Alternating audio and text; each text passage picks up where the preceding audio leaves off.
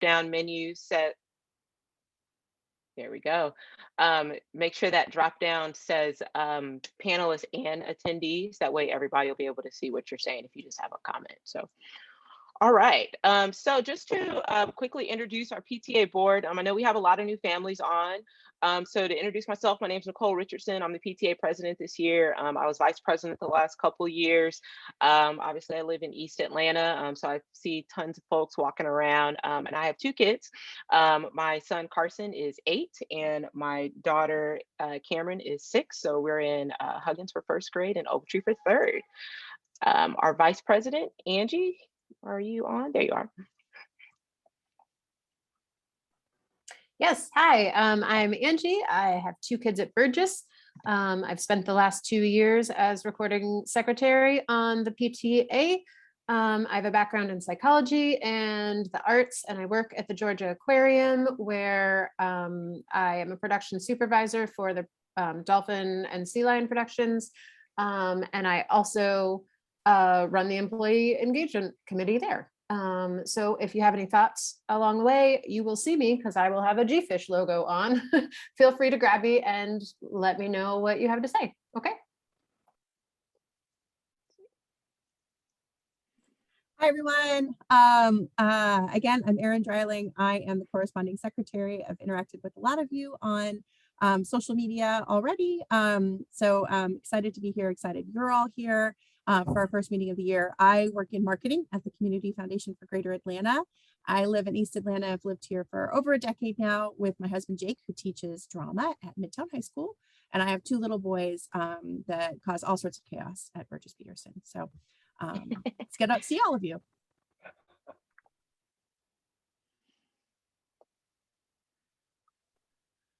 Hi, everyone. I'm Austin, Austin Walker. I have 2 kids at BPA, a second grader and a kindergartner. I didn't update it from before. But I'm the treasurer and I'm happy to be here, and you'll be hearing more from me about the budget a little bit later. Sweet.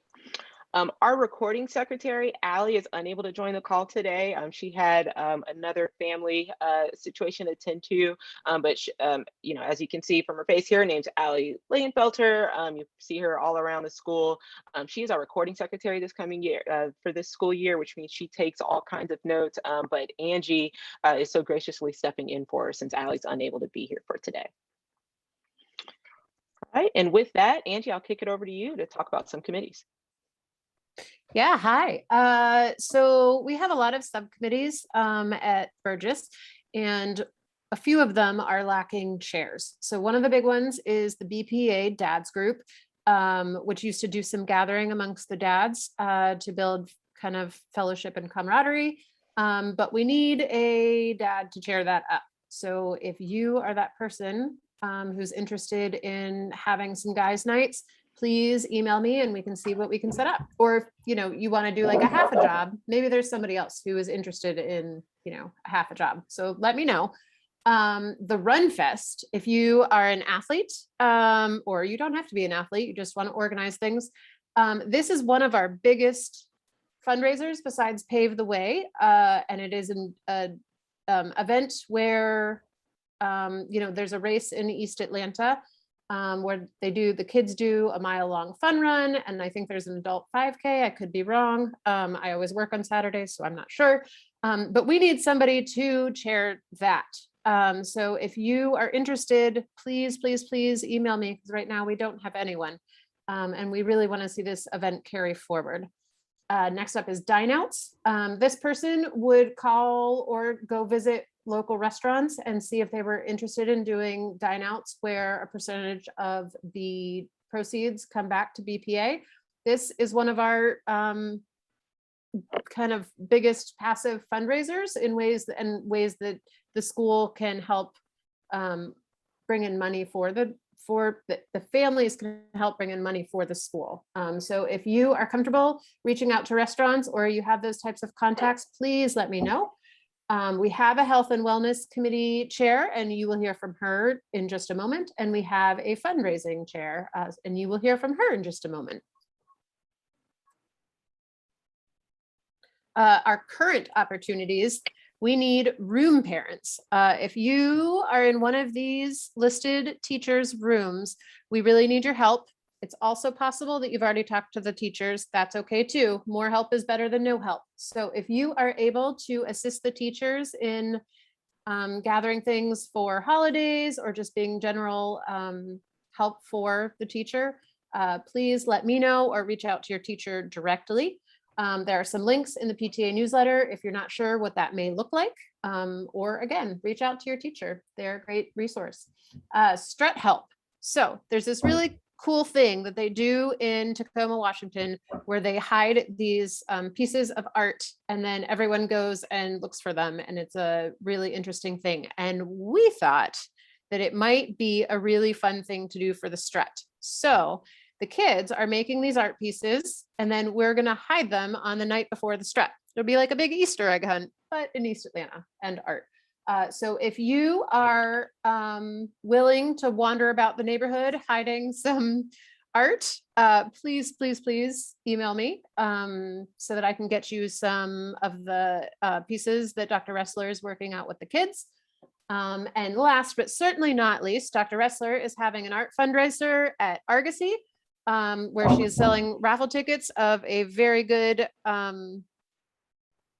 whiskey, maybe. That's not my beverage. Bourbon. It's bourbon. Bourbon. Oh, I have it written there. Sorry. Copy. Bourbon. And all the proceeds to that are going to come back to the art department. And she has a really good place. I think it's a visit to the High Museum that she's trying to fund. So if you are interested in that, or even just, want to send money that way, I believe there's a flyer that's getting dropped in the chat. And with that, I will pass this on to Beth. Hey, everyone. I'm excited to be here. So I am helping with the Health and Wellness Committee. I'm Beth Ament, Associate Director with USGBC. That's the U.S. Green Building Council. We do all the sustainability stuff in the built environment. I am also mother to Penelope Bayales, who is in 2nd grade, and Orion Bayales, who is in kindergarten. I am a certified yoga instructor, and I have been doing a lot of virtual yoga sessions over the past 2 years. But prior to that, I taught yoga in quite a few local studios around our neighborhood. So you can, thank you. All right, so here is where I'm excited. We have quite a few people who are interested in helping with the committee. We have Angie, Constance, Katie, and Ronnie Lynn, who will be helping us. And the whole point of this committee is to provide valuable information, support, and programs, because we're focused on holistic well-being, right? So that's mental health, that's physical health, that's service to others. And in this time, we're all really stressed out. We have so much going on. So I just want to make this very important point. This is very lighthearted. This is not intense, and it's very voluntary for everyone. So you can go to the next slide and I'll talk a little bit more about what we would like to do. So what we'd like to do is have monthly programs that for, I don't know how long, but will be virtual, to encourage physical and mental health well-being, right? So this is everything from yoga to having potentially a COVID specialist come in and speak to us, a therapy session for mental health, and simple habits, and also maybe a nutrition class that we're going to put together. Some of them will be for just parents, staff, and adults, and some of them will be for the whole family. So you'll find out more information in the newsletter. We're going to have, bi-weekly wellness tips that we'll send out as well. And then we're very excited to have a community service project that is going to be focused on helping the homeless in our community. Because here's the deal, when you give of yourself, that helps your mental health, right? So it's all this holistic package. So I'm so excited to be involved. And so our first program is going to be a parent and child virtual yoga session that I'm going to teach. And I'm going to have my kids involved, possibly our rescued German Shepherd, maybe even our new kitten Waffles. I don't know, they might make a presence. But I hope you can join us. And that's going to be September 21st at 6 p.m. And again, it's going to be virtual. So thank you so much. I'm excited to be involved, and I look forward to the rest of the year with y'all. Thanks so much, Beth. Definitely going to join in on the virtual yoga. So that sounds great. Namaste, friend. All right, Adia. Good evening, BPA family. Happy school year. So happy to be here. Happy to be a part of this great group and organization in school again. Some of you don't know me, but hopefully mostly all do. I just spent the last 2 years as the PTA co-president. Right before that, I was the PTA vice president. And now I am a substitute having fun in the school. So if you see me around or see me in the front opening a car door, or I may answer the phone, I'm having a good time and happy to serve and be a part of the BPA family in a bigger way, and loving the challenges and everything that I see and how well our school is run by our staff and administration. So pleased to be here. As the fundraising chair, I'm super excited to help and start Pave the Way, which is one of our biggest fundraisers for BPA. And this year, our goal is $12,500. It may be a little bit on the low end as some years in the past, but we still know that COVID is prevalent and some family and friends of BPA are still struggling a little bit. So while we do want to raise some money, we didn't want to go too high. We still wanted to keep in mind that we are in a COVID-19 pandemic situation, and still wanted to be mindful of those who might not be able to share or give as much as they would have in the past.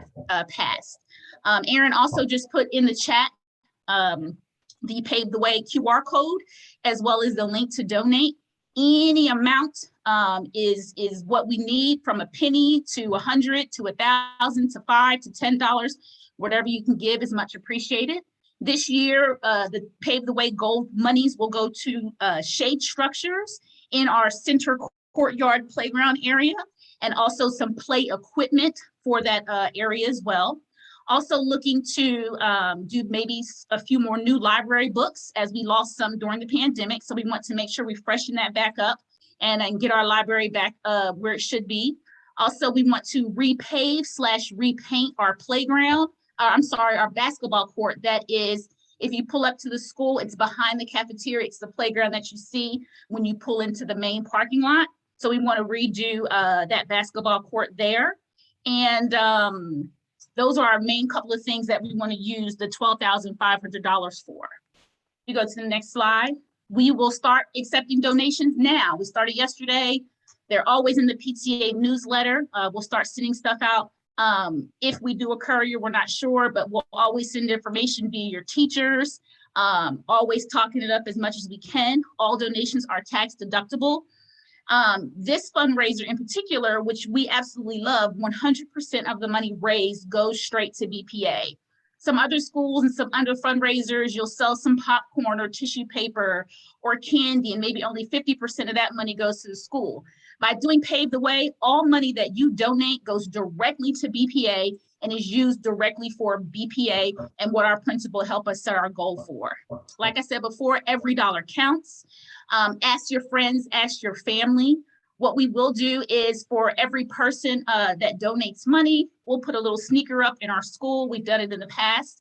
We'll do that again, and we'll take pictures often to let you know how many people are paving the way. Maybe even do a little temperature gauge of, where we are and how close we are to our goal. I ask that if anybody wants to join this committee, please email me at adia.j.nicholson@gmail.com, and Aaron's going to put that in the chat, but it's adia.j.nicholson@gmail.com. We will have a meeting at least once a month. I'm super excited. I need people on the committee to help me come up with some other ideas and other fundraisers. Again, we want to reach 12,500, but we are happy to raise more than that and be able to put more towards our school. So any help that you can do, we are very excited. And the donations will stay open until December 17th, 2021. That's the day before we go on Christmas break. So happy to be here, happy to help. Let's pave the way. Thank you, BPA. Awesome. Thanks, Adia. As she mentioned, Pave the Way is our biggest fundraiser. So please share the link, talk to friends, families, and your jobs. Any and every amount is helpful. Just to know, the donation link will be open until the 17th. However, if you have, $1 million donation on the 18th, we will make some concessions there to accept your donation. But by closing it on the 17th, that does give us some time to make sure we get those tax deductible receipts sent out to everyone. But I just want to make sure that folks know, if you just can't do anything till the 18th, just shoot me a text. I think we can work something out. So. Awesome. So our next slide, David, I'll kick it over to you. Hey, thanks so much. I appreciate that. Thanks to everybody who's on the call tonight for our first PTA meeting of the year.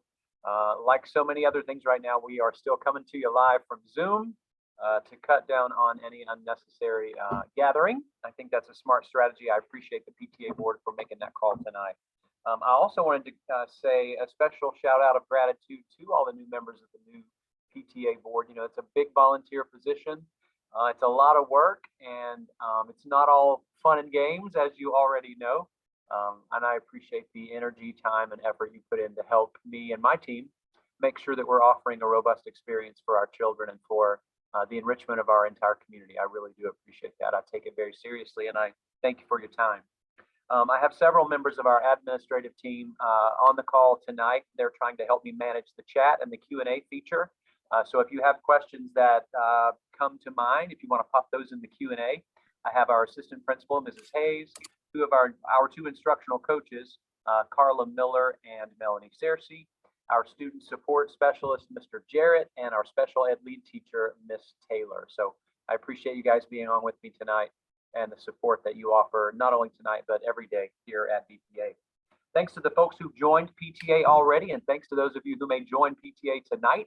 It's a $5 investment. It goes a long way toward helping us support our school and our community. We appreciate that.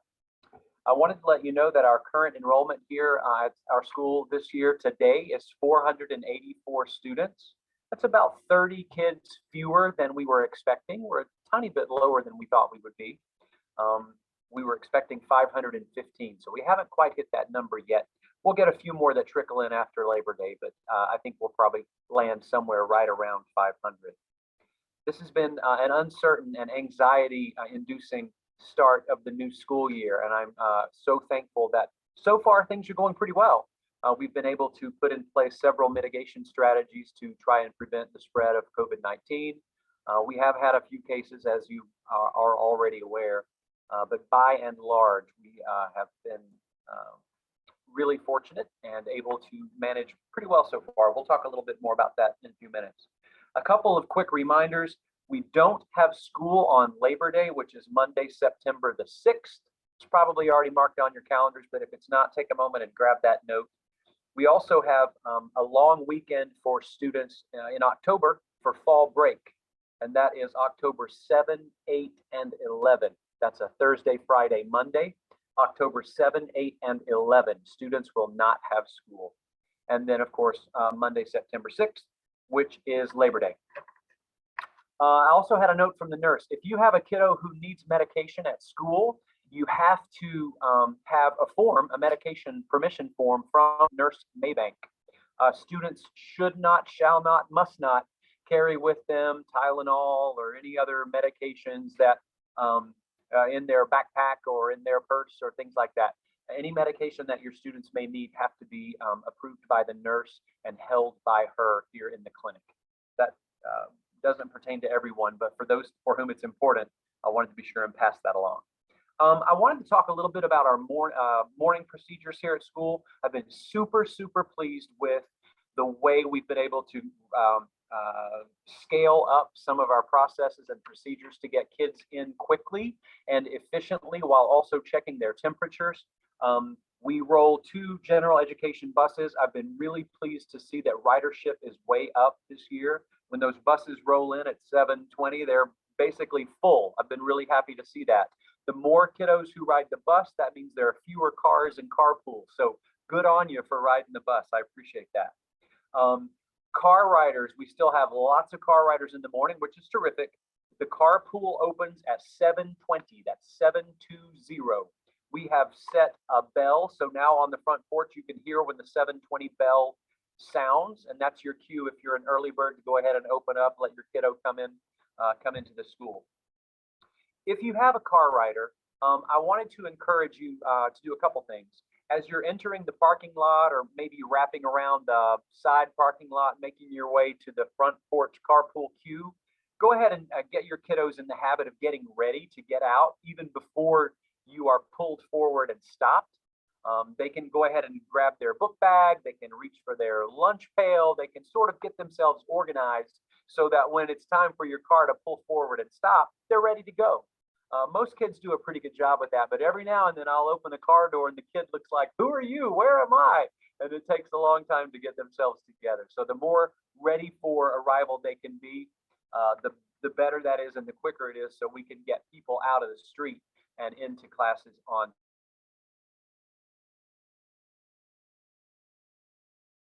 car. But if you've got a kiddo who's 3rd grade, 4th grade, 5th grade, it's okay for them to go ahead and open their own door and get themselves out of the car once your vehicle is safely stopped. That's no problem, no worries. I've also had some questions about the gym entrance for morning arrival. The gym entrance is used for 2 things.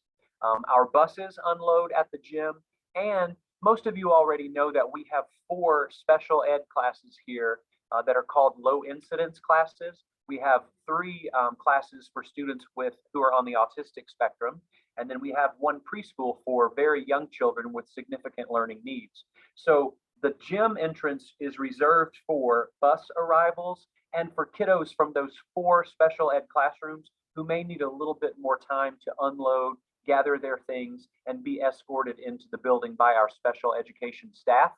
So that's why we have all of our gen ed friends come through the carpool line at the front porch.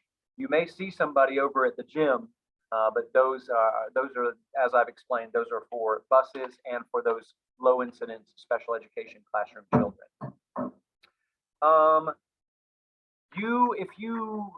So school starts at 7:45 now, and we still have, we've done a really good job of socializing the idea of an earlier start time and that school starts at 7:45, and most people are really making that happen, and I'm really proud of our community for doing that.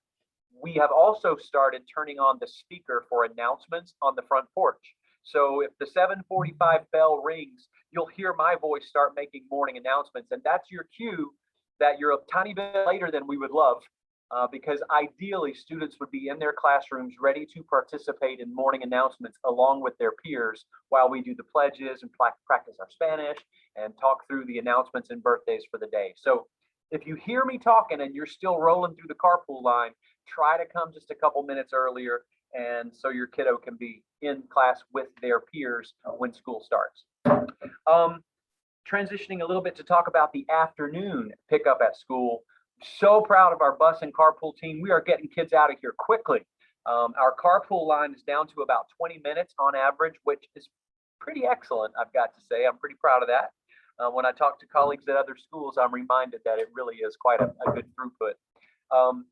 Our buses are running on time. Our vans are full and running on time. A couple of them are a little bit tardy. We're working on that, but the vans that service some of our aftercare providers that are off property, we're trying to get a few of those to come a little earlier. I know Mrs. Hayes is working on that every day. We changed the location of our walkers. They now are dismissed from the flagpole, so we have a little bit better control over signing those kiddos out. That's working really well. Thank you for that.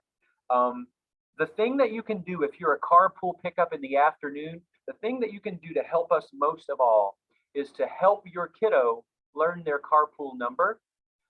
When the students come out of the band room door, we have backpack tags on all their little backpacks that tells my carpool crew that kiddo's name and their carpool number. And because my carpool crew doesn't yet know every child's face and name, we count on matching that carpool number that's on their backpack with the carpool hang tag that's in your vehicle. So you need a carpool hang tag. That hang tag should be visible until your child is loaded in your car. And if you can help your little kids especially learn that carpool number, that will really do a lot to help us become even more efficient and even more speedy in getting kids loaded and safely on their way home. So thanks for that. I wanted to talk a tiny bit about the Health Check app. Most of you, I think, are doing that pretty consistently. The Health Check app is a way for parents to affirm. I see that Aaron has dropped that in the chat. Thank you. The Health Check app is a way for parents to affirm that their students are symptom-free before sending them to school on any given day. We ask and request and require that the Health Check app be completed for every kiddo every day. I know that's a pain, but I still need it to be done, please. It's a way for us to have some assurance that moms and dads and grandmas and aunts and uncles have confirmed for us that the children they're sending to school don't have a sniffly nose, don't have a temperature, haven't been throwing up, haven't been exposed to someone that we know has COVID-19.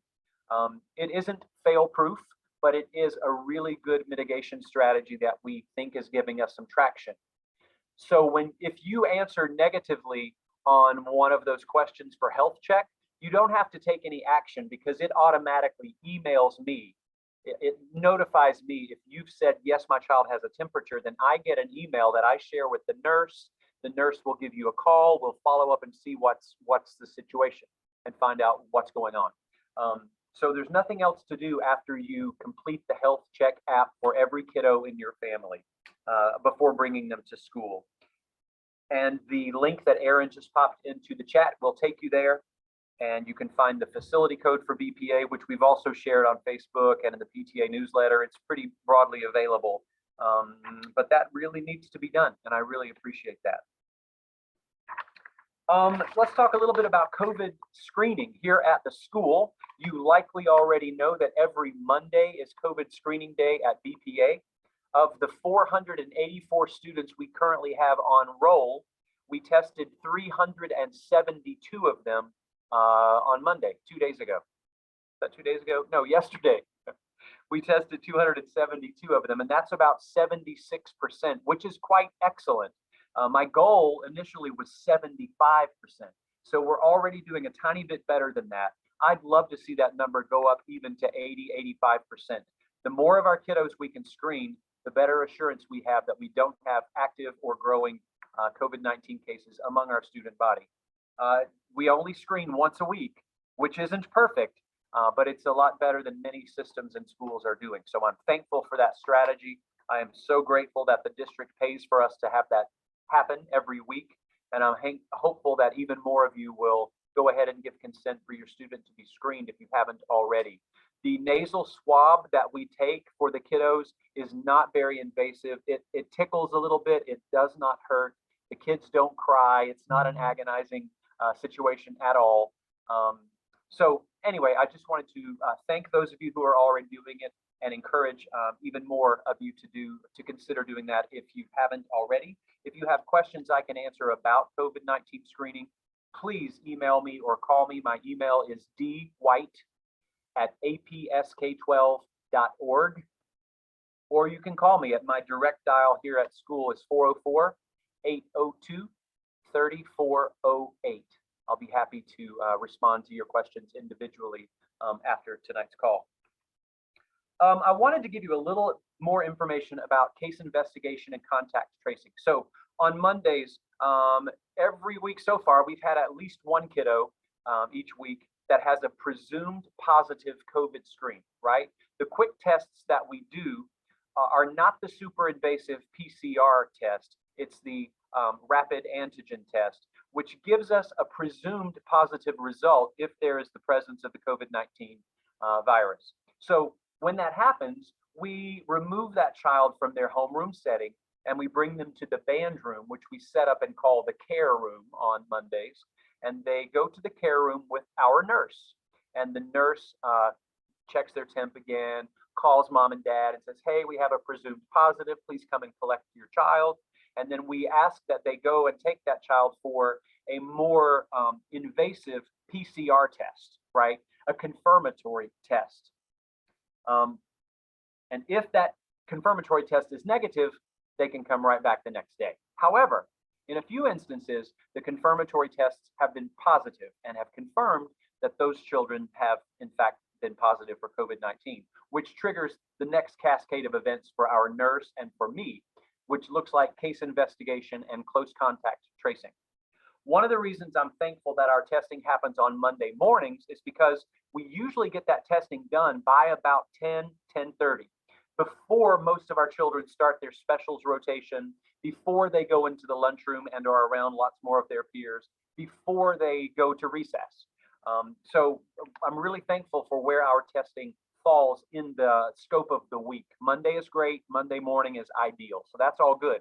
But it does happen sometimes that if a child is found to be positive, students who sit within 3 feet of that child for the bulk of the day, we consider that a close contact, even if they're both wearing their mask, right?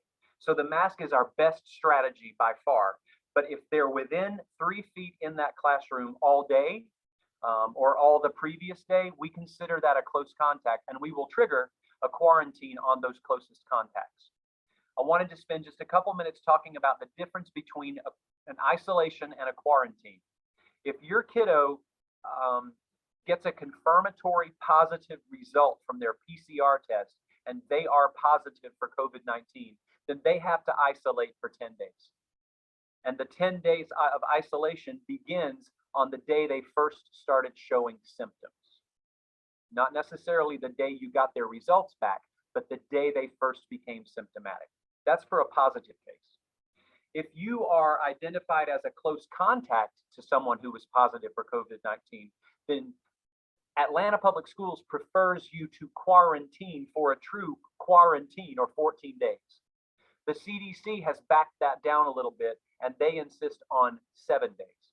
So here's what we do at the BPA. If you are a close contact to a known positive case, we will send you home for a minimum of 7 days. If after the 5th day past exposure, if you get a negative PCR test, then you may return. Here's why. The literature that we have been given and that I've done my research on leads me to believe that if a child has been, if anybody, not just a child, but if you are exposed to a positive case, if you are going to become symptomatic, you will become symptomatic by the 5th day after that exposure. So if a child gets a negative PCR test at least 5 days after that exposure, we clear them to come back. Now, the nurse nor I, we are not virologists. We do have a lot of documentation and lots of information that we read and we sift through, and we try to make the best decisions we can on a case-by-case basis. It's not always as cut and dry as we might like. So it can be a lot, but by and large, I think our team here and our community have been super supportive and understanding when we do have to trigger sending a kiddo home. So thanks for that. I wanted also to mention 2 other things, and then I'll move on. We've had several instances where 1 child or 2 children or 3 children have been removed from a class for a period of isolation or quarantine. In those instances, the teachers will prepare assignments for those kiddos to do on their own at home. And we now have a virtual tutor, Miss Rika Garner, who's our technology lab teacher. She has office hours, virtual office hours, 1 hour in the morning and 1 hour in the afternoon, so that those kiddos who are learning from home because of a quarantine or isolation situation can Zoom in with Miss Rika and get help on their assignments or navigating their online platform or whatever they might need, whether it's like homework help or tech help. Miss Rika provides that an hour in the morning and an hour in the afternoon because their classroom teachers are still teaching their face-to-face kids. We've also had, the second thing I wanted to mention about that is, in one instance, we've triggered an entire 5th grade class had to go home for a week. That was last week. And in that instance, the whole classroom pivoted to remote learning. The teachers taught from home, those 2 teachers taught from home, and those 18 kiddos learned from home for that week. So if there's ever another instance where an entire class is going home, then the whole class will learn from home. If it's just onesie-twosies or a handful of kids who are isolating from a classroom, then they will learn on their own with assignments that the teacher has prepared for them with the help of that virtual assistant, the virtual tutor that I mentioned. All right, that's a lot. I know that's a lot. I'm glad this is being recorded in case we want to go back and rewatch that or share it with friends who aren't here tonight.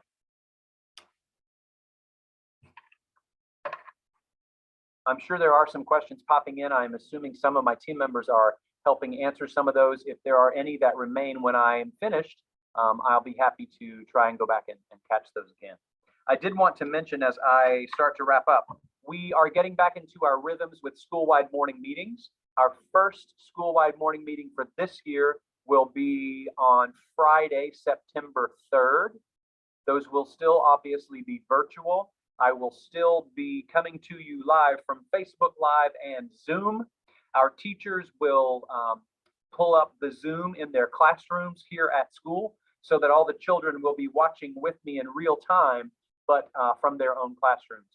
For those of you who don't know about morning meeting, we have a lot of fun. We do some announcements, we tell some jokes, we celebrate birthdays.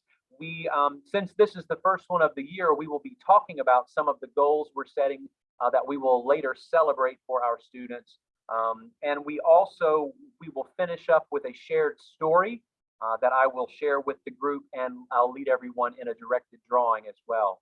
I haven't yet picked my book or my drawing, but I will get on that because that's coming up in a week and a half. So that will be at 8 o'clock. So the time is the same, even though our bell schedule is at 7:45, we will still start those meetings at 8 o'clock, and they will be the first Friday of any new month. We've set those on the calendar, but this first one will be Friday, September 3rd at 8 o'clock on Facebook Live and Zoom, and we will send those, that information, we'll send that out in the e-blast as well. Now, I don't know what the best way for me to go back and try to recap any questions that my team may not have been able to answer. Let me see who can help me field that. I wonder. I see a question about AR. Students will be able to take AR tests at home and at school. Here's why. When children are sent home to quarantine or isolate, we did not want them to be excluded from accelerated reader. So they may still take those tests from home or at school. I see a question about curriculum night. No, I made a decision this very day. We are not going to schedule a virtual curriculum night right now. Here's why. The COVID teaching in this time and place is so stressful for our team. I felt like that was one thing I could reasonably take off the plates of my teaching staff. We're not going to do that. It's not on the calendar for right now. I have asked that they continue to be diligent in their communication, their weekly communication with our families, so that everybody is informed and knows what's up. But I have removed that task from their plate as of today. That was a question about curriculum night. It is not on the calendar at this time.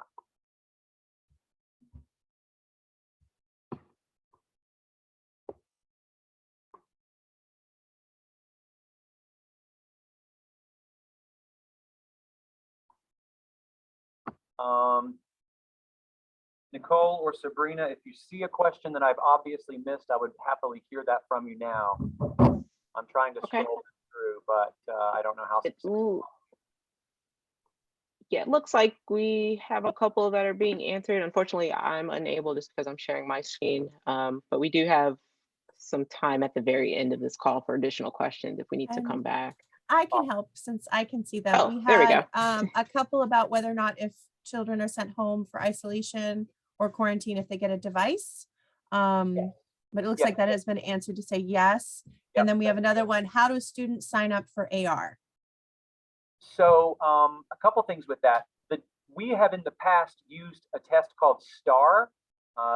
If you've been around for more than a few months, you will be familiar with the term STAR. And that is an assessment that our students took that helped their teachers and us understand their reading level.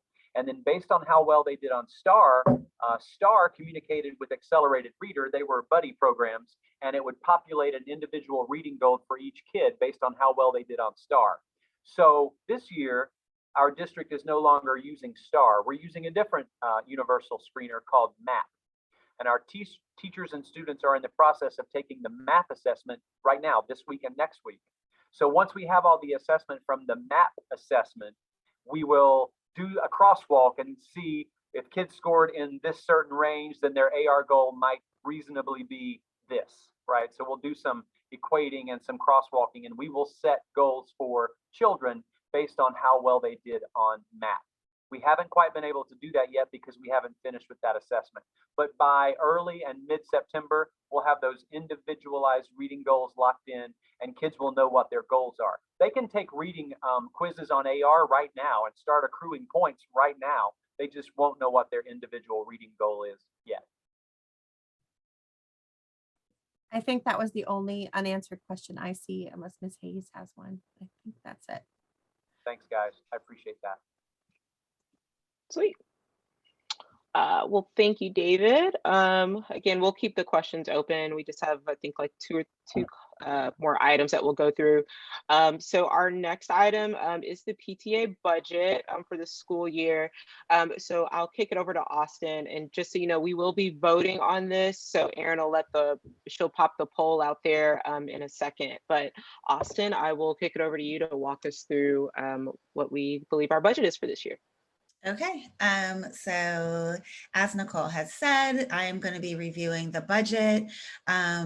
Here, just to start out, in our cash box, we currently have $525, which is a little bit high. I usually keep about $200 in there, but because we received so much money cash from the open house for t-shirt sales and stuff, that money has not yet been deposited. We're still doing a little PTA housekeeping with getting the right people in the account so that the money can be deposited in. So right now there's $525 in the cash box. We've got $3,151.93 in the Chase account, and then we've got $1522 to be deposited. Again, once we are able to make deposits, or I am having the right access. So projected, we project to raise about $14,478.51. So far, we have raised close to $500. And our projected spending is a little over 11.5K. We've got 145 PTA members. And from that, our PTA membership projected fundraiser is, the goal is 185, and we've actually raised 181.25. So get your friends to sign up for PTA so we can get to our goal and exceed it. As we discussed with Adia, our Pave the Way budget is 12.5, and so far since July,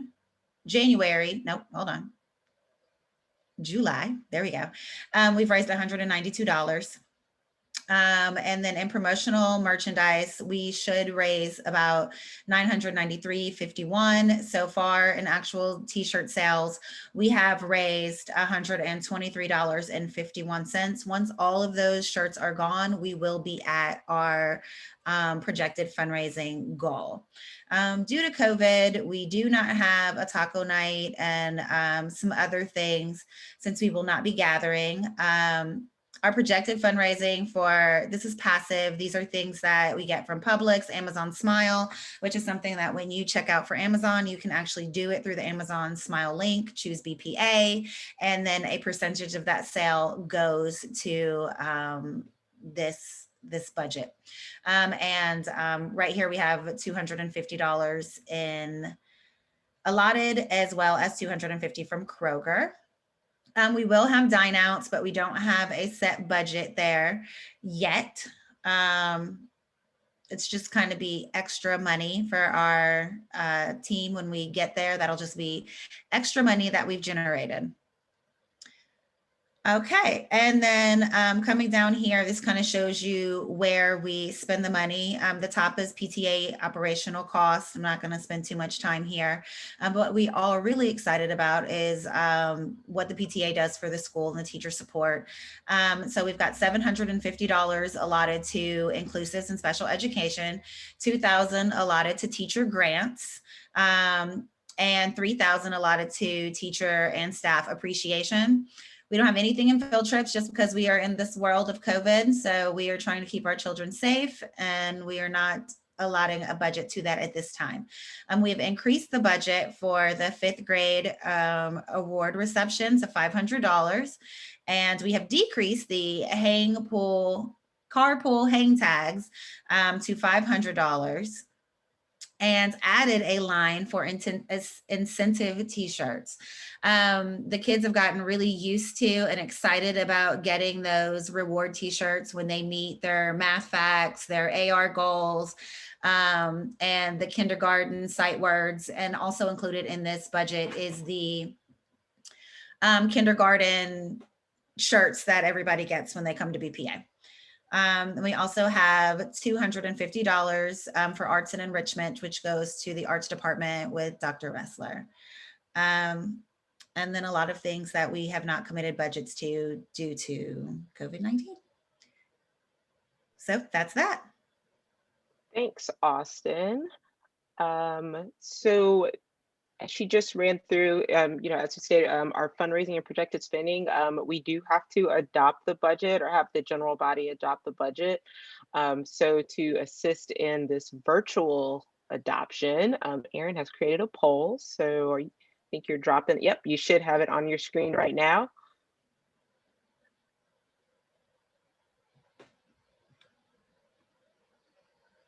And I believe Erin will be notified once all that's complete. So we'll give everybody a couple seconds there. And Erin, are you able to show the results when they're in?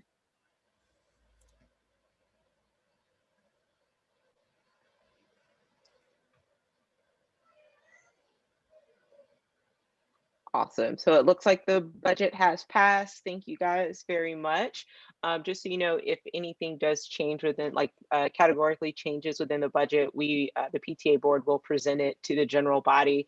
That happens sometimes. I know we had to pivot for 2020, obviously, but we'll be sure to show that information, but this will be posted and remain in our drive. So thank you guys very much. And I did we will continue. One more comment. Anybody that donates to Pave the Way, I will get you your receipts by the end of January. So just so you have an idea of when you will get your tax document, you'll have them by the end of January. Perfect. Thanks, Austin. No problem. All right. So we did vote via the poll. My placeholder slide there. Okay, our last slide here, sake of time, and we were trying to get in and out in an hour, so I think we're doing awesome. BPA swag, we've gotten lots of questions. We did a pre-order. Thank you so much to all of the families that placed their orders. Everyone should have received their stuff. I think I still have maybe 4 families' items bagged and tagged in my living room. So please look at your email if you're one of those 4 families. I know I've sent out a couple reminders there, but we are not sold out, right? So I wanted to give this group, those who are on the PTA Zoom right now, first dibs at what's available. We are out of adult smalls. We have no more adult smalls. I totally underestimated how many we would need.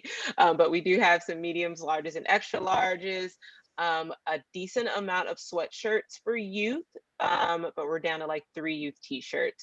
So obviously you don't have to memorize this by any means, but if you're interested in purchasing something, please send me an email, president@burgess-peterson.com to order.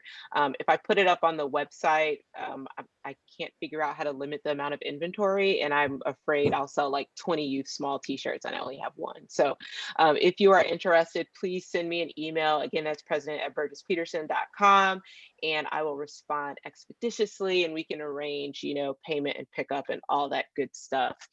But I wanted to, again, to give this group first dibs. We'll also put this information in the next PTA newsletter and every newsletter thereafter until we're reasonably sold out. Once we get to a point where we are sold out or very close to being sold out, we will do another pre-order. The pre-orders allow us to obviously collect those funds without having to deplete our PTA budget up front. And we should have orders back within a couple weeks, but more detail on that. But right now, I wanted I want to get rid of the stock that we currently have. So if there's any questions, feel free to shoot us an email. But if you want to order, also please shoot me an email, and we'll get those done for you. And that brings us to the end of our meeting today. I know this, all of the volunteers and admin staff have been answering questions in the chat, but I will open it up right now. Guys, I can't really see the question and answer portion. So Aaron or Austin, are there any questions that are still open? I do have one I'd like to share with Austin. Devin Floyd wants to know, for those parents who are new to the PTA, can we have some explainers of all of the PTA activities listed in the budget? So a bit more explanation on those pieces in the budget. Yes, like what specifically? Because the Pave the Way we went through, Run Fest is something that we talked about, but we won't start getting a chair until spring, or it happens in the spring, and we haven't donated a budget to that yet. The promotional merchandise is the PTA shirts that we were just talking about. The dine outs is something that we also talked about during fundraisers. So that is like where you go to Chick-fil-A on a certain night, and then a percentage of those sales come back to the PTA. And then in the red, or it's red on my screen, at least in the Google Share, those are how we plan to spend the money that we get. So special education goes to the special education department, the teacher grants. If teachers need to buy things for their classrooms, or they want to do, something special that they don't have funds for, then they can reach out to PTA for grants. The staff appreciation, we in the PTA love to show our teachers and staff how much that we love and appreciate them. So we are always putting together like a breakfast in the morning, or flowers, or cookies, or just any ways that we can show them appreciation. So that's where that budget is to. I explained the t-shirts. So Sure. throw it back in the chat if there's something else that I'm not answering. Yeah, that was David. Feel free to pop more of your question into, or Devin, sorry, into the Q&A or into the chat. And I know for some of our passive fundraising, like Amazon Smile, Kroger, and Publix, we're going to put together some instructions for folks and plug those into the newsletter on how to add BPA as your designated charity. Amazon Smile has grown like tremendously on money. I know like we have a goal of 250, and I think when everything pivoted online, we got that like really quickly. So we'll put some instructions on how folks can designate BPA, because that's just an awesome passive fundraiser there. For the school, and the same, like I mentioned, with Kroger and Publix. So we'll try and put some more clarification around that. And then also for teacher appreciation, just to clarify, there is Teacher Appreciation Week. It's like nationally recognized. I believe it's in May, that first week of May, and typically PTA likes to supplement whatever else is going on at the school via like their classrooms or the admin staff or whatever. And that's what Austin mentioned. PTA typically likes to do something a little big, whether it's a breakfast or dessert or whatever. So that's probably, other than like, books and playground equipment, Teacher Appreciation Week is definitely another one of our big spenders there. But we can definitely put some more clarification around that in a newsletter, or feel free to shoot us an email. We can answer them that way too. Anybody else? We're at 6:57. All right. Well, if there's nothing else, thank you everyone for joining our very first PTA meeting of the school year. We will definitely post the recording as soon as it's available. And as always, if there are any questions, feel free to reach out to your board. Thank you so much. Nicole, Somebody's this asking, one. will we have yard signs for sale this year? We did not order yard signs. However, if that's something there's interest in, we can totally look into it. We decided to pivot away from yard signs and magnets, more to shirts and sweatshirts, but it's, I mean, we can figure it out if people want to, totally. And there was one last question. Someone asked, what is accelerated reader? Didn't know if maybe Melanie or I can Dr. field Clark that. wanted to talk about that. Yeah, for sure. Accelerated Reader is a program that we use here at BPA and in lots of other schools too, where kiddos, when they read a book, they can log into Accelerated Reader and answer a few questions about that book. And if they get at least 4 of those 5 questions right, then they get credit for reading that book. And their credits add up and they accrue points based on how many books they've read. And we encourage them and incentivize kids to meet their individualized reading goal. We set goals for kids based on how well they read. So kids are only competing against themselves and trying to meet their individual reading goals every month and every quarter. And we track how many books they've read and the complexity of the text that they're reading based on the amount of points they amass. And then we give away t-shirts for those points.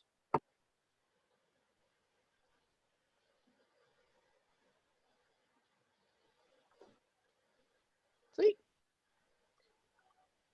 All right, well, thanks everyone. We're right at 6:59. We kept it to an hour, so please enjoy your night. All those at BPA, please get home safely. We'll see you guys in the morning. So, all right, bye everyone. Bye.